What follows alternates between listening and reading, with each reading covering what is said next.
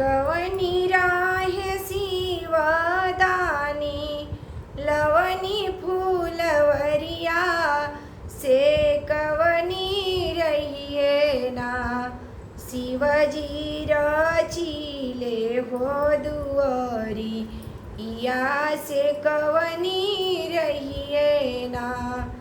शिवजी रचिले हो दुआरिया से कवनी रहिए ना उरुबुराहे शिवदानी